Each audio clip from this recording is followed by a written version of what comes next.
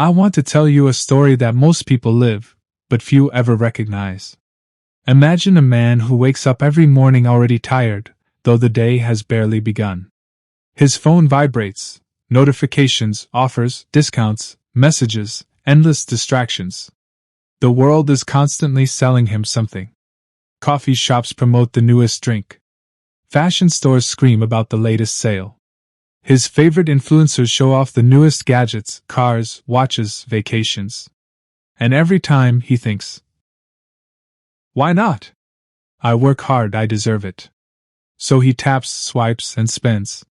Every moment of discomfort is met with a quick fix. Stress? Buy something. Bored? Scroll endlessly. Lonely? Order food, binge shows, avoid the silence. And for a moment it works. The brain releases a tiny shot of dopamine. He feels good. But only for a while. The bills pile up. The credit card debt grows. The salary barely lasts 2 weeks. And still, he keeps spending. Because it's easier to enjoy now and worry later. You see, this is not just his story. This is the trap billions are stuck in, the trap of instant gratification. It's a drug, one that doesn't come in bottles or needles, but through screens and shopping carts. Society has mastered the art of selling comfort in exchange for your future. The poor stay poor not because they don't work hard, many of them work harder than anyone else, but because every reward is consumed immediately. Every dollar that could have grown into something powerful is instead spent on temporary pleasure. I know this trap well. I lived it. I watched friends fall into it. I saw families broken because of it.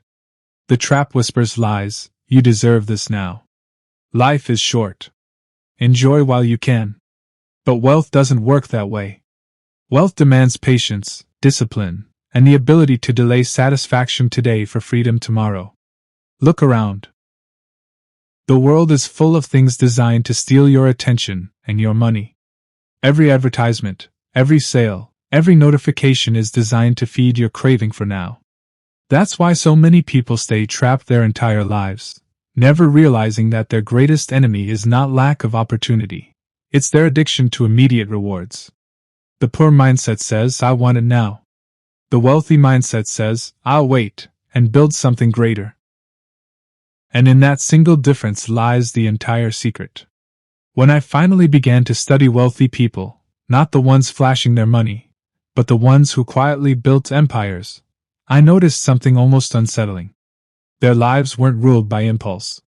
They didn't rush to enjoy every dollar the moment it arrived. Instead, they saw money as a seed. A tiny, powerful seed. You don't eat a seed. You plant it. You water it. You wait. And after years of care, it grows into a tree that bears fruit for the rest of your life. The wealthy understand this deeply. Every dollar they earn carries 2 choices: consume or invest. The poor see money as something to spend. The wealthy see it as something to grow. And because of that, they live by a different set of rules. I remember reading about Warren Buffett. When he was young, he delivered newspapers and sold chewing gum door to door. But even then, every cent he earned was treated like a worker he could hire. Instead of spending it, he invested it. And those early dollars began working for him day and night. Decades later, the compounding effect turned him into one of the richest men in history. Not because he found some secret shortcut, but because he mastered the art of patience. The wealthy think like farmers. They plant, nurture, protect, and wait. The poor think like hunters. Always chasing the next meal, always looking for something to consume today. But hunters eventually starve when the hunt fails. Farmers build abundance that feeds generations. Take Jeff Bezos, for example. In the early days of Amazon, he reinvested nearly every dollar back into the company. For years, Amazon made little to no profit because Bezos chose growth over comfort. While others doubted him, while competitors flaunted their short-term earnings, Bezos played the long game. Today, Amazon isn't just a company, it's a global force. All because one man refused to grab easy profits and instead sacrificed today for tomorrow. The difference is not intelligence. It's not talent. It's not even opportunity. It's discipline. It's the ability to say, I don't need this now. I'll wait. That waiting is painful at first. You watch others enjoy their new cars, vacations, luxury brands. You feel the pressure. But over time, your planted seeds begin to sprout. Your money starts to work while you sleep. And suddenly, you're not chasing money anymore, money is chasing you. The wealthy build systems that protect them from themselves. Automatic investments. Long-term plans. Guardrails that prevent emotional decisions. Because they know, even the smartest person can make foolish choices in moments of weakness. But a disciplined system doesn't waver. And here's the secret most people don't want to hear. Wealth isn't built by avoiding sacrifice. It's built by choosing the right sacrifices. Giving up short-term pleasure for long-term freedom. I watched this over and over. Friends who took every bonus check and upgraded their cars, still stuck. Others who lived below their means, invested early, built businesses, financially free before 40. Same world. Same opportunities. Radically different results. Because while most people chase the feeling of being rich, the wealthy chase the foundation that creates permanent wealth. There's a famous experiment that explains everything I've seen about wealth, success, and failure. It's called the marshmallow test. In the late 1960s, researchers at Stanford gathered a group of children, one by one, into a simple room. In front of each child, they placed a single marshmallow. Then they gave a simple instruction: you can eat this marshmallow now, or if you wait 15 minutes without eating it, you'll get a second marshmallow. Then they left the room and observed. Some children ate the marshmallow almost immediately. Some tried to resist but gave in after a few minutes. But a few, a small few, sat there, squirming, fidgeting, distracting themselves, doing anything to avoid eating that single marshmallow.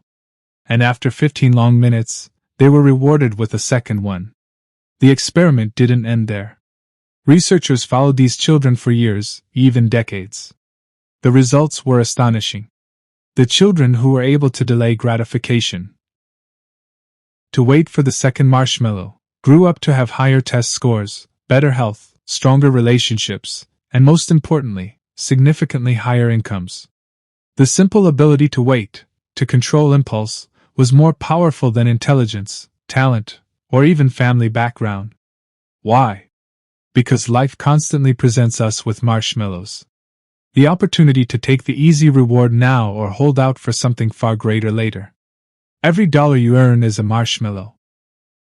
Every decision to save or spend, to invest or consume, is another test. And most people fail, not because they don't know better, but because they can't fight the emotion of now. Science has shown that delayed gratification is rooted in the prefrontal cortex, the part of our brain responsible for decision-making, planning, and self-control. The stronger this part of your brain, the better you are at resisting temptation. The weaker it is, the more you live at the mercy of your desires. But here's the good news: self-control is like a muscle. The more you practice it, the stronger it becomes. Every time you resist buying something unnecessary, every time you choose to invest rather than spend, every time you wait instead of rushing, you are training that muscle. And over time, it becomes easier. The wealthy, whether they know it or not, have built incredibly strong self-control muscles. They've conditioned themselves to prioritize long-term rewards over short-term pleasure. That's why they can handle volatile markets, business losses, and delayed returns, because their minds have been trained for the long game. The poor, on the other hand, often remain trapped because they've never trained that muscle. They live in a constant state of reaction, reacting to marketing, reacting to peer pressure, reacting to emotion. And every time they give in, the muscle weakens, the habit deepens, and the trap tightens. I've seen people make millions and lose it all because they couldn't delay gratification. And I've seen ordinary people with average incomes build extraordinary wealth simply because they mastered this one habit. Delayed gratification isn't just a nice idea. It's the foundation of wealth, of health, of strong relationships. It's the invisible skill that determines who escapes the cycle of poverty and who remains trapped. And once you understand the science behind it, you realize wealth isn't luck. It's discipline, repeated daily, one small decision at a time. When I finally understood that delaying gratification was the real secret, I realized something else. Discipline isn't some grand, heroic act you perform once in your life. No.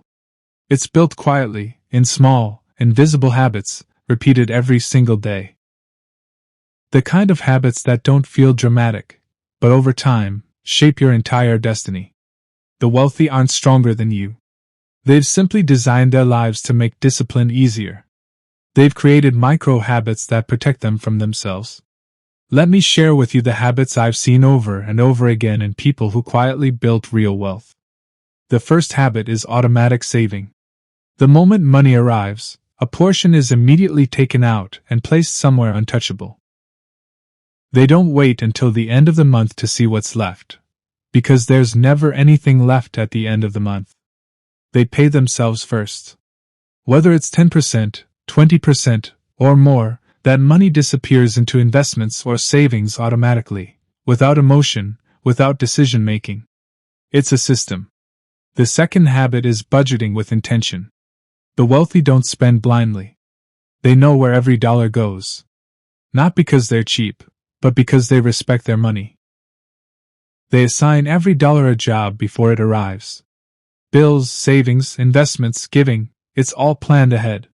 They live below their means, not because they have to, but because they choose to. Every unnecessary expense is a marshmallow they refuse to eat. The third habit is long-term investing. They understand the power of compounding. A small amount invested consistently over years turns into something massive. They don't chase the hottest stock or crypto trend. They pick solid investments, stay consistent, and let time do the work. They treat their investments like seeds in a garden, untouched, undisturbed, growing quietly while the world chases shortcuts. The fourth habit is avoiding lifestyle inflation. As income grows, many people immediately upgrade everything: bigger house, fancier car, more vacations. But the wealthy resist that urge. Instead of matching spending to income, they keep expenses steady while income rises, creating a widening gap, and that gap becomes wealth. The fifth habit is simple but powerful: saying no. No to things they don't need.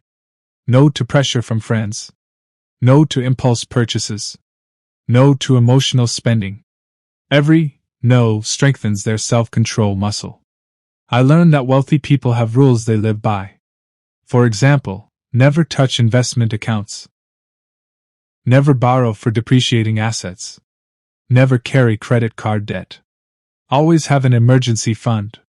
These rules aren't complicated, but they remove emotion from decision-making. They create discipline automatically. And here's something else. They design their environment to support these habits. They avoid places that tempt them to spend. They limit exposure to marketing. They surround themselves with like-minded people who reinforce discipline instead of encouraging consumption. Discipline isn't willpower. Willpower fades. Discipline is systems, habits, and environment working together. That's why some people build wealth quietly for decades while others constantly feel broke, no matter how much they earn. Every dollar is a test. Every purchase is a choice. And every day you choose discipline, you get one step closer to freedom. The wealthy don't wait for motivation. They build habits that carry them through the days when motivation is gone. Small, invisible habits. That's how discipline is built. That's how wealth is created. Let me tell you something most people never truly grasp. The most dangerous force working against the poor isn't bad luck. It's compound poverty. And the most powerful force working for the wealthy isn't genius. It's compound wealth. Both forces work silently. They are invisible. But they shape your entire life, whether you recognize them or not. Compounding is simple in theory, but brutal in reality. Let me explain it the way I've seen it play out. Imagine you save and invest just a small amount, say $100, every month. That might seem too small to matter. People laugh at it. They say, "What's the point?" But leave that money invested, earning even a modest return, and watch what happens. Over time, that little stream grows into a river. The interest earns interest. The profits create more profits. And years later, the amount is no longer small. It becomes something life-changing. Not because you worked harder, but because time worked for you. This is how the wealthy think. They understand that time is their greatest partner. They aren't trying to win big in a year. They're playing a 10, 20, 30-year game. They know that if they start early and stay consistent, compounding will take care of the rest. But here's where it gets painful. Compounding works both ways. When you overspend, when you take on debt, when you swipe that credit card again and again, you create compound poverty. The interest on your debts compounds too. The late fees pile up. The monthly payments become heavier. And slowly, silently, you find yourself trapped. You work harder every year, but the hole grows deeper. That's the brutal power of negative compounding. I've seen people who make good money but remain broke their entire lives because they let compound poverty run unchecked. They finance cars, vacations, electronics, dinners, always promising themselves they'd catch up later. But later never comes. The debts snowball. The stress builds.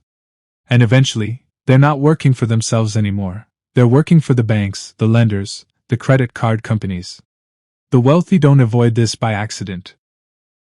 They respect compounding like a dangerous fire, useful when controlled, destructive when not. They understand that every financial decision is a seed planted. Some seeds grow into trees of abundance. Others grow into weeds that choke your future. And it's not just money. Compounding applies to habits, to knowledge, to relationships. Read for 30 minutes a day, and in 10 years, you're not the same person.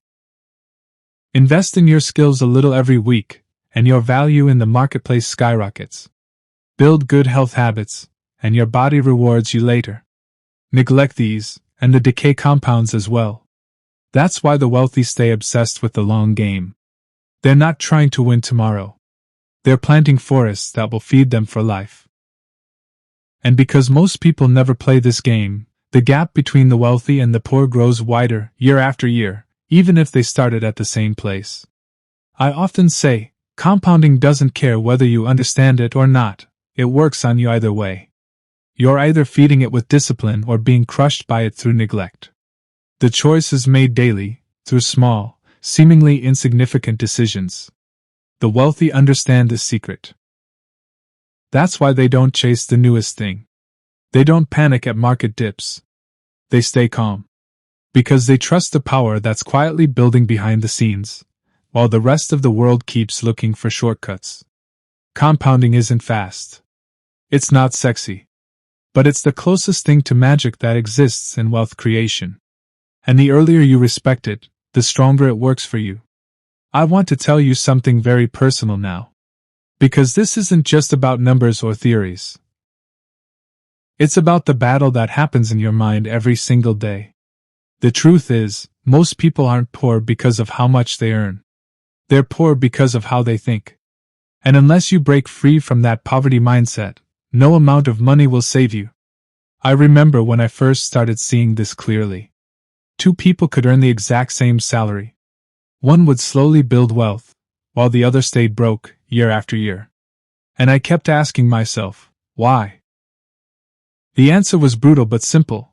The way they viewed money was completely different. The poverty mindset sees money as something to spend. It believes that money exists to provide comfort, status, and pleasure today. It whispers, "I deserve this. I worked hard. Life is short. I should enjoy my money while I can." And so, every paycheck is devoured. Every raise is spent before it arrives. Every bonus becomes an opportunity to upgrade something. And when trouble comes, a medical bill, a job loss, an emergency, they have nothing. But the wealth mindset is different. It sees money as a tool, a servant, a soldier that should be sent out to work and bring back more. Instead of asking, "What can I buy?" the wealthy ask, "How can I make this grow?" They delay their rewards. They see wealth not as something to display, but as something to build quietly. Escaping the poverty mindset requires one powerful shift. You must stop identifying as a consumer and start identifying as a builder. Builders don't chase instant comfort. They sacrifice, they plan, and they endure. They don't care what others think of their car, their clothes, or their vacations. They're building something far more valuable: freedom.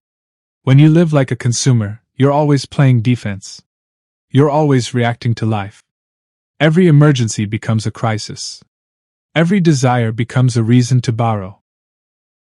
Every temptation becomes a debt. But when you live like a builder, you play offense. You control your money. You decide where it goes. You prepare for storms before they arrive. And when others are panicking, you're calm, because you built wisely. The poverty mindset is fueled by emotion, fear, envy, comparison. It tells you that you're falling behind if you don't keep up with what others have. But most of what you see others flaunt is fake. I've seen people driving luxury cars who couldn't cover a $500 emergency. I've seen people posting vacations online while drowning in debt. Don't be fooled. The real wealthy are often invisible. They're the ones quietly building, quietly investing, quietly preparing. To escape the poverty mindset, you must also learn to associate pain with instant pleasure.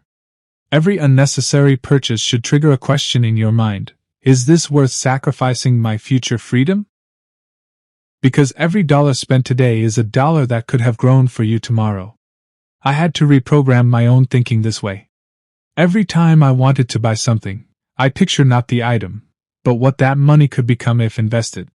And over time, that habit changed everything. Andrew saw spending as a reward. I saw discipline as the real reward. Because discipline buys freedom.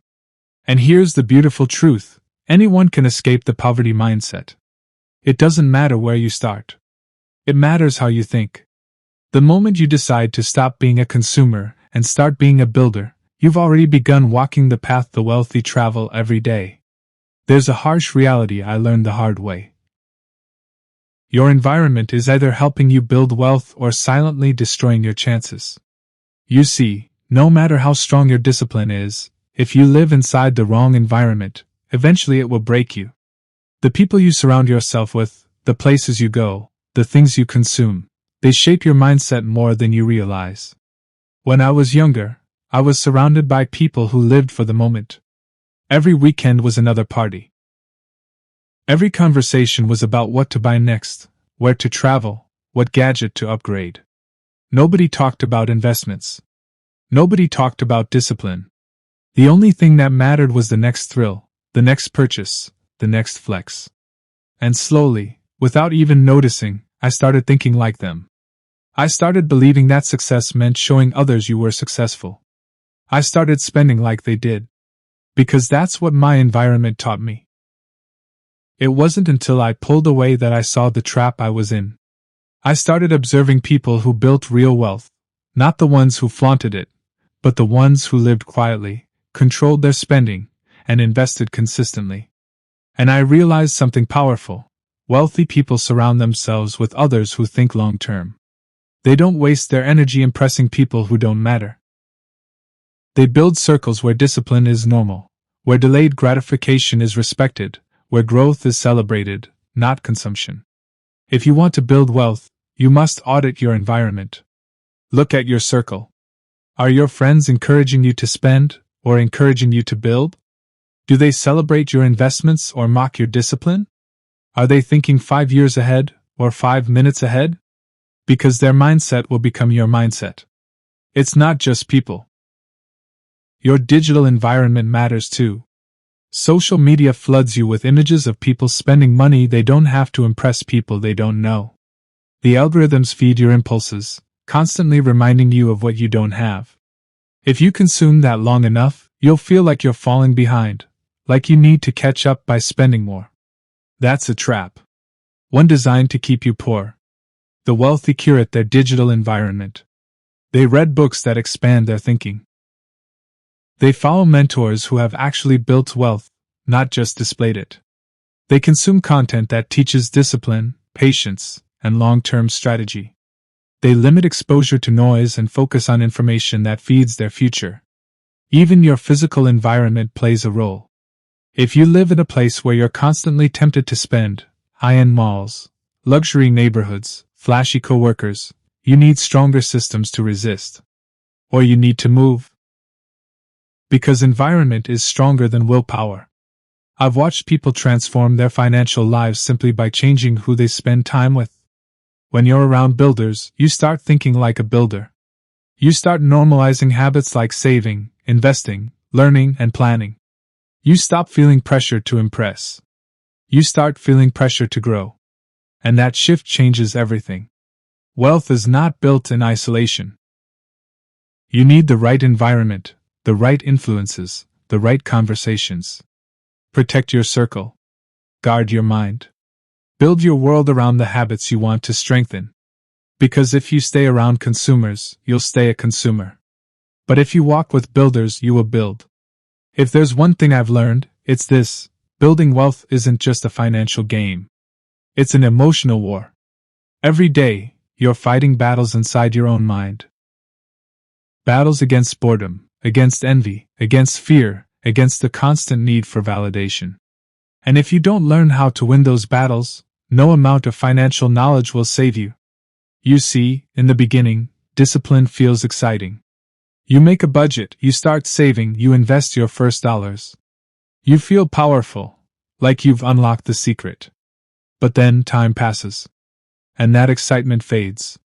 The sacrifices start to feel heavier. You watch others spend freely.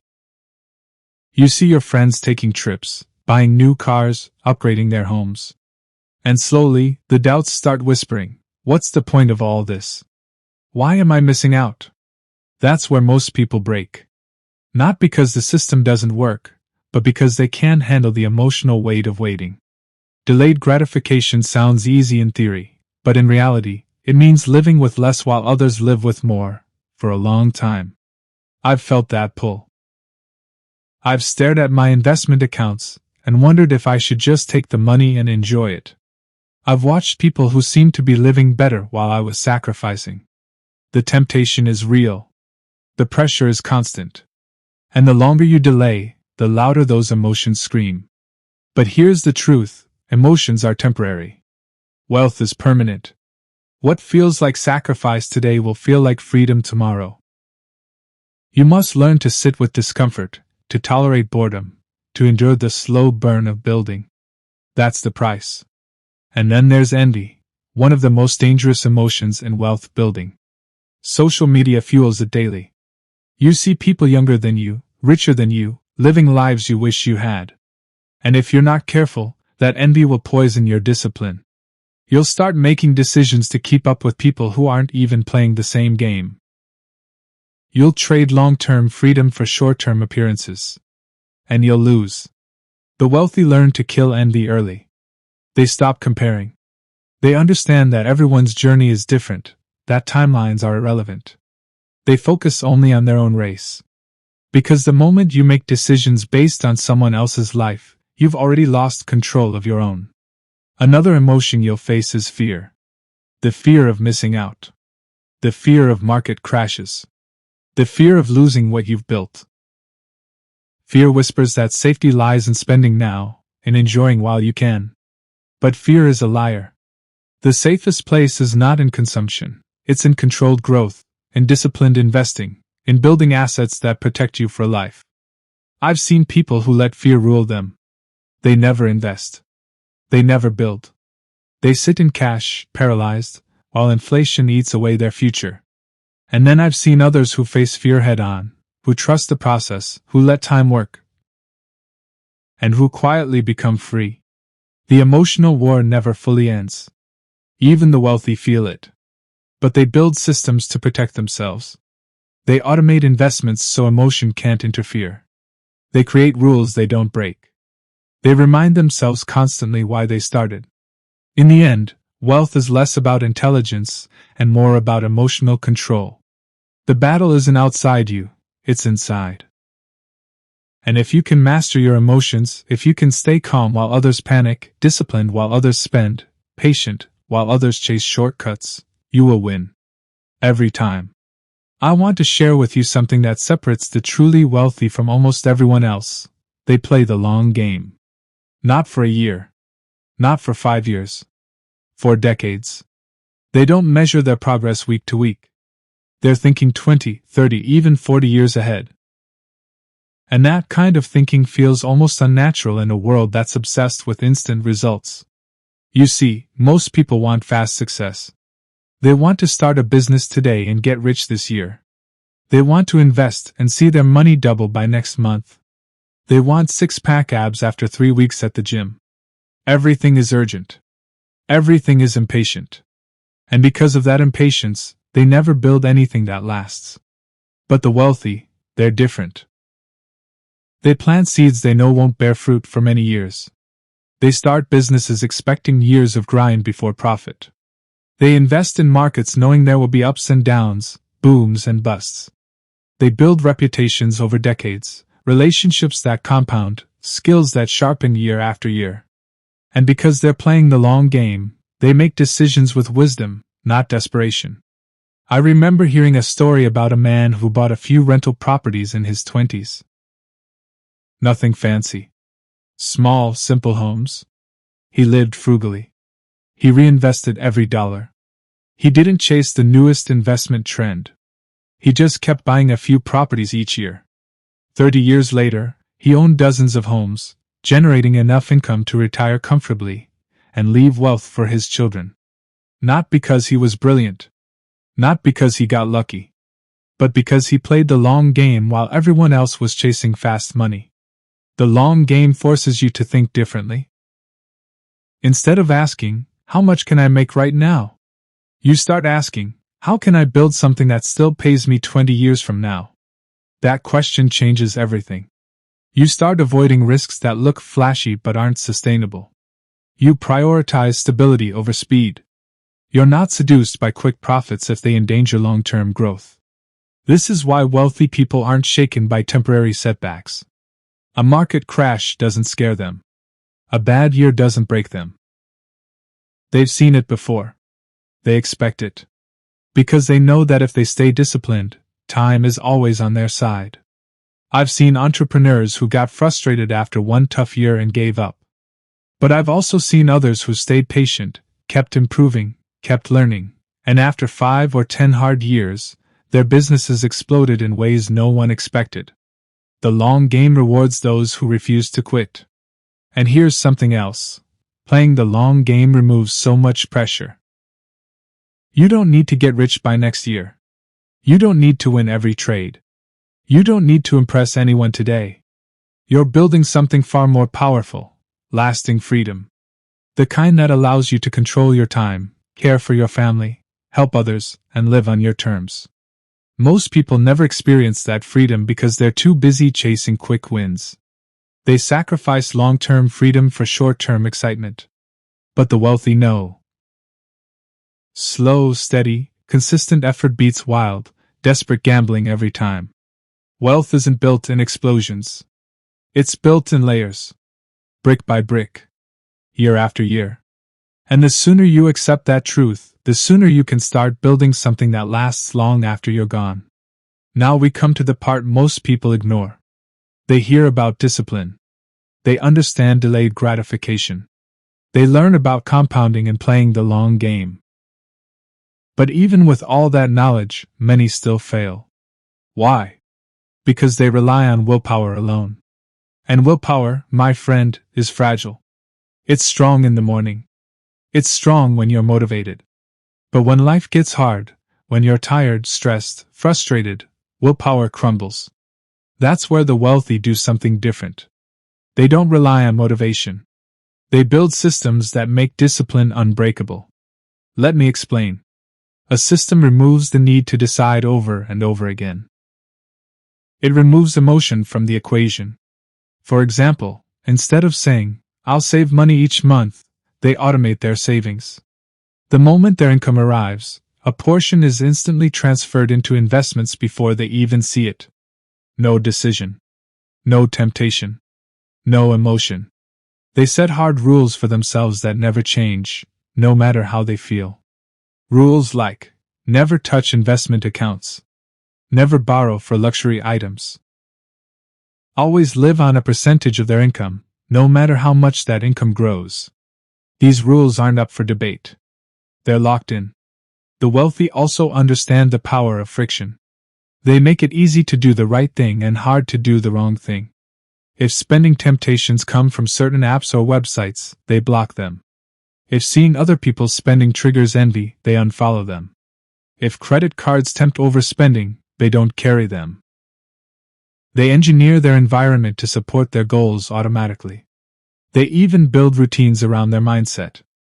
Daily reading, regular financial reviews, conversations with mentors, surrounding themselves with people who reinforce discipline.